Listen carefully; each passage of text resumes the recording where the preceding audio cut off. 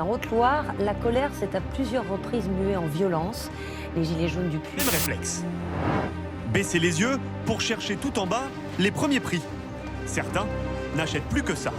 Une foule de jeunes force l'entrée de ce fast-food en région parisienne pour voler dans les cuisines. 30 juin 2024, historique pour le RN, qui confirme sa dédiabolisation et sa normalisation auprès des Français avec plus de 33% des voix. Le 31 janvier, un jour de grève. La CGT et Sudrail ont déjà coché 2 autres dates sur leur calendrier, le 7 et le 8 février. Si la réforme n'est pas retirée, ils proposent même une grève reconductible tous les jours. Un grand feu de la colère allumé près d'Albi. Première étape d'une crise agricole qui reprend. Ils ont décidé de poursuivre la mobilisation. Les visages sont fermés. Dans toutes les conversations, le discours d'Emmanuel Macron. Nous sommes en guerre.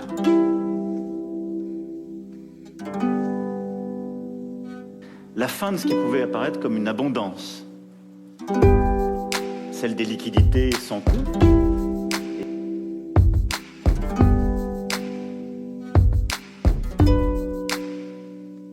J'ai dispersé des plumes un peu partout sur la terre, dormi sous la pleine lune reposant de la guerre que je mène si souvent contre les témoins intérieurs. Il y a quelque temps, j'ai décidé de quitter la France pour venir vivre au Maroc. Voici mon histoire. Non, mais là je fais trop le mec, mais putain, mais pour qui tu te prends? Pour qui? Bon, je recommence. Il y a quelque temps, j'ai décidé de quitter la France pour venir vivre au Maroc. C'est parti pour... J'ai quitté la France pour venir vivre au Maroc. Je vous avais dit quoi? Partie 2. Salut à tous, salam alaikum. Pour ceux qui tombent sur ma vidéo pour la première fois et qui me découvrent ma chaîne aujourd'hui, je m'appelle Hakim et je fais des vidéos sur la vie au Maroc, entre autres choses. Donc c'est la suite de la première vidéo que j'avais faite sur ma chaîne, j'ai décidé de retraiter le sujet et de le faire un peu mieux. Je vous invite aussi à regarder la première vidéo. Si tu veux voir la même vidéo en moins bien monté, en plus court, en moins intéressant, tu peux cliquer ici. Je l'ai bien vendu le produit en tout cas. Donc, j'ai décidé de quitter la France il y a quelques temps pour aller venir vivre au Maroc. La première chose, c'est que le problème déjà tout d'abord, il était intérieur. Donc je me sentais pas très bien. J'avais pas vraiment d'objectif, j'avais pas vraiment de structure dans la vie. Je me sentais pas bien, j'avais une vie assez triste, en réalité je sortais beaucoup, etc. Donc j'étais en train de m'enfoncer dans un truc qui était pas très bon pour moi. Ça arrivait aussi à un moment où moi, je devais quitter mon taf après plusieurs années. Je devais libérer mon appartement plus tard. Donc ce que je me suis dit, c'est qu'est-ce que je fais après? Donc est-ce que je repars sur tout un processus de... je refais des CV, je refais des entretiens, je repostule, je refais des onboarding, je refais des périodes d'essai. Est-ce que je dois chercher un appart? Donc est-ce que je dois repasser par les dossiers locatifs pour un appartement qu'on me filera jamais à Paris? D'ailleurs, petit aparté, il faut faire quoi pour avoir un appartement à Paris en 2024? Pardon, je me suis un peu emporté. Donc quand je me suis imaginé repasser par tous ces processus de postuler, CV, entretien, période d'essai, appartement, je me suis dit flemme de ouf, je me suis dit non, je veux pas revivre ça. Donc à ce moment-là, quelles étaient mes options? Et c'est donc à ce moment-là que j'ai décidé de plier bagages pour aller au Maroc. Et à l'étranger, c'est devenu une option qui était concrète pour moi à ce moment-là, puisqu'il fallait que je change un peu d'environnement pour changer mon intérieur.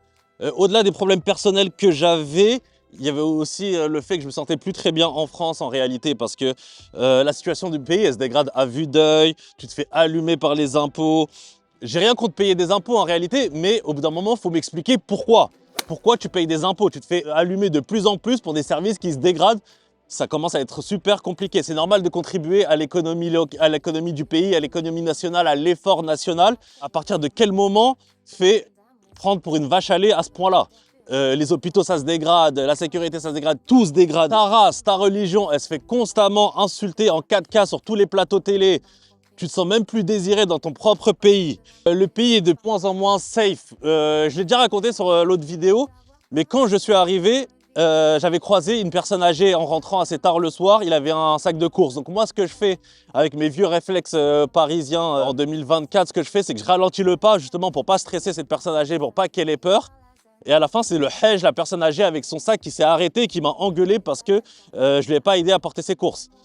Et en vrai, il avait raison, normalement j'aurais dû l'aider. Tu sais, ce vieux réflexe qui fait que t'as pas envie de déranger les gens, t'as l'impression que t'es un agresseur potentiel à ses yeux.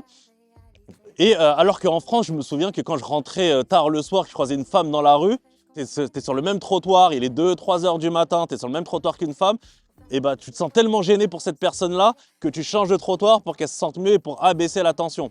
Et ça, c'est pas normal. Après, c'est plus elle qui est à plaindre que moi, tu vois, parce que moi, je suis grand, je suis costaud, j'ai pas subi l'insécurité en France, je vais pas mentir.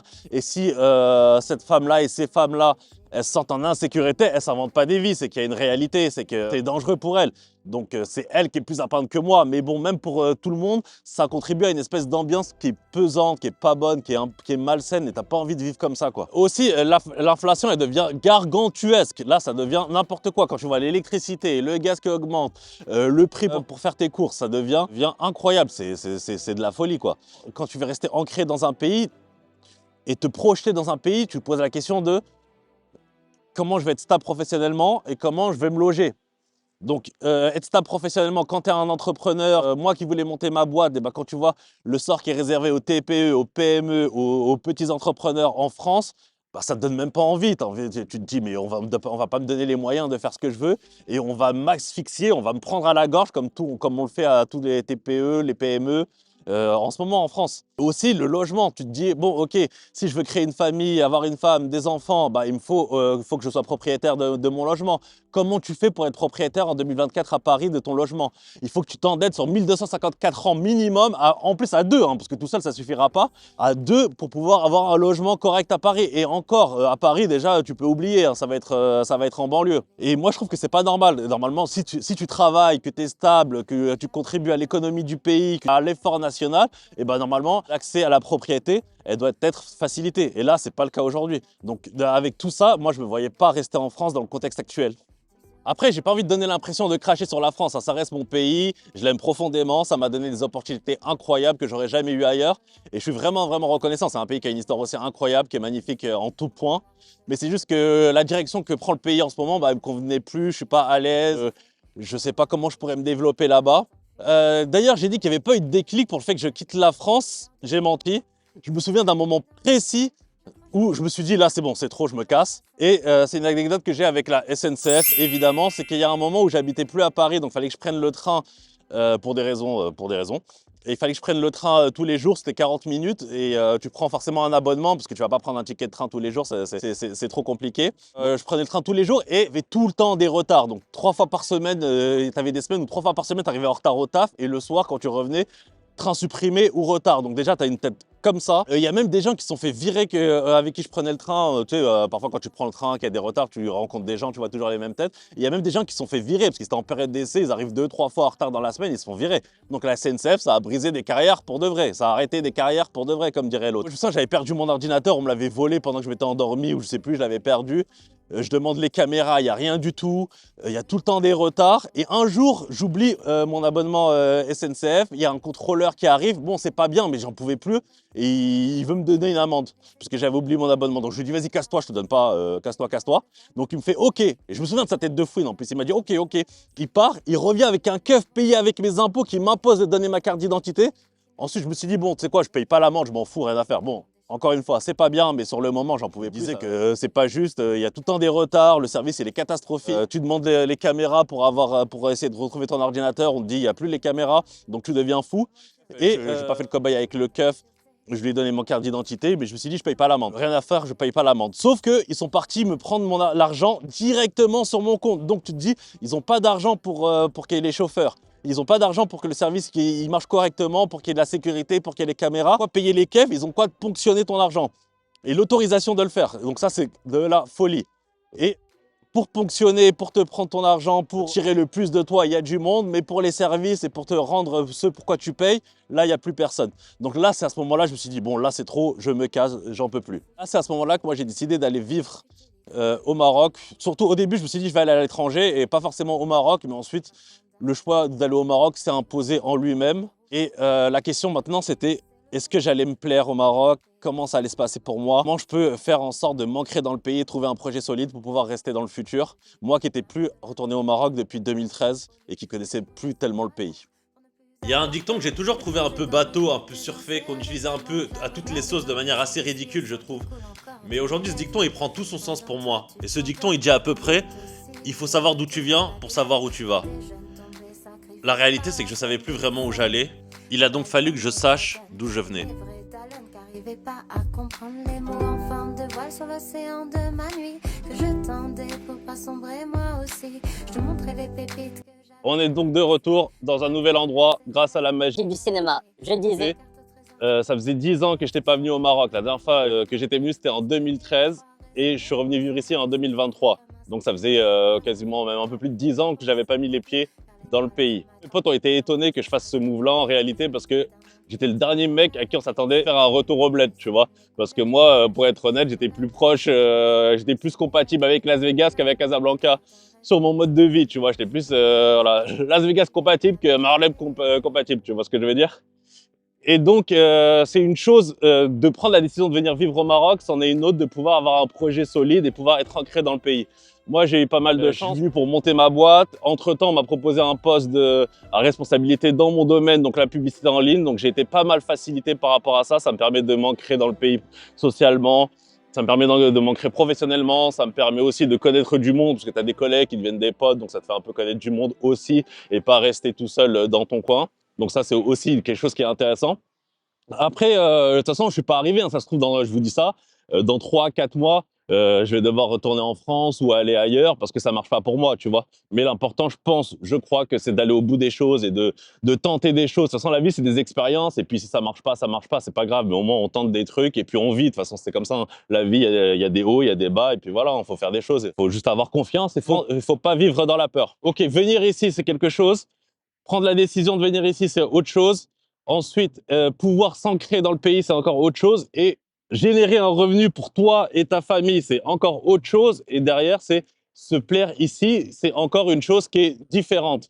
Donc, moi, est-ce que j'allais me plaire ici? C'était une question que je me posais. Je suis venu dans l'inconnu total après 10 ans dans un Maroc qui a beaucoup changé.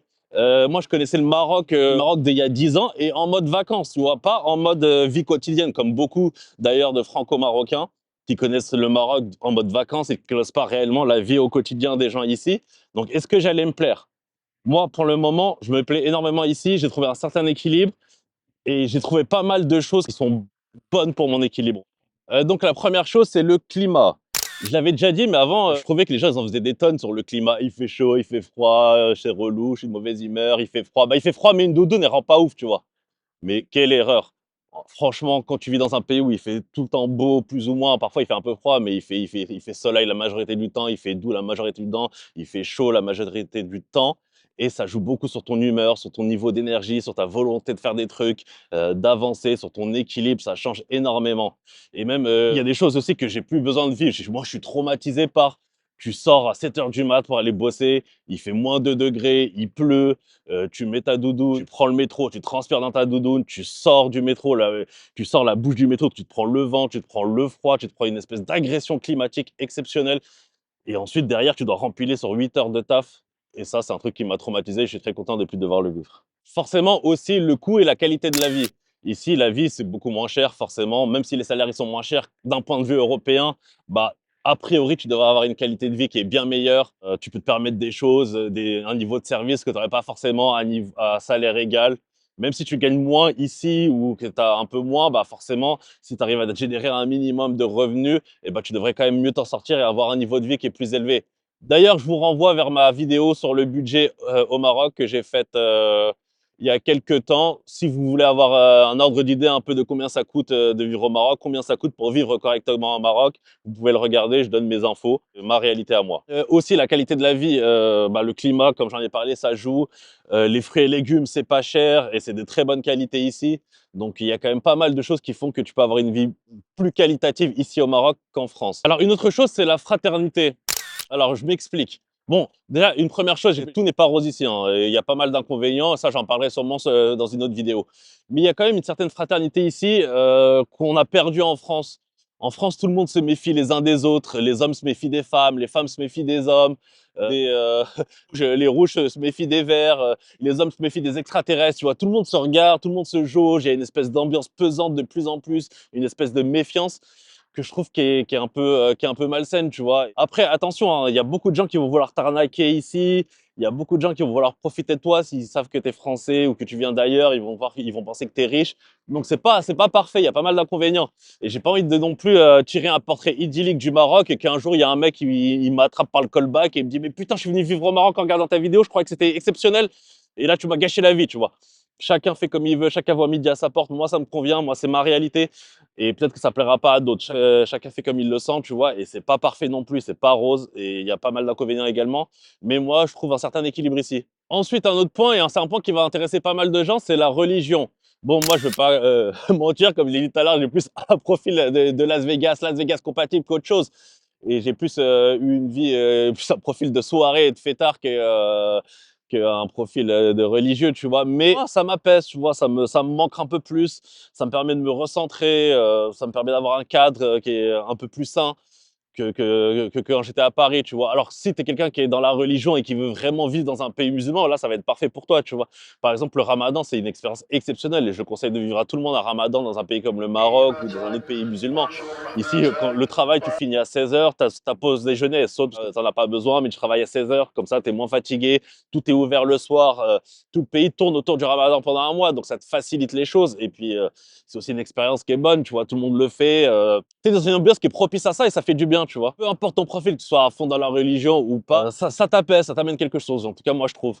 Ensuite, les opportunités professionnelles. Je trouve qu'il y a pas mal d'opportunités. Bon, il y en a toujours moins qu'en France, hein. En France, ça reste la France, hein. Même si c'est un pays qui est quand même en décroissance et qui est en train de chuter, ça reste quand même un pays qui est un des pays les plus riches du monde. Tu vois, le Maroc, ça reste un pays qui est largement en dessous de niveau économique. Mais ici, c'est quand même un pays qui monte, tu vois. Il y a pas mal d'opportunités, de plus en plus. Il y a de plus en plus d'investisseurs, il y a de plus en plus de startups qui se créent, il y a de plus en plus de boîtes internationales qui viennent s'implémenter au Maroc. Donc, il y a les opportunités, tu vois. Si tu es intelligent, si tu es ambitieux, si tu as des compétences, si tu en veux, il y a moyen de faire son trou, je trouve. En tout cas, il y a moins le plafond de verre qu'il y a en France, par exemple, pour des profils comme nous.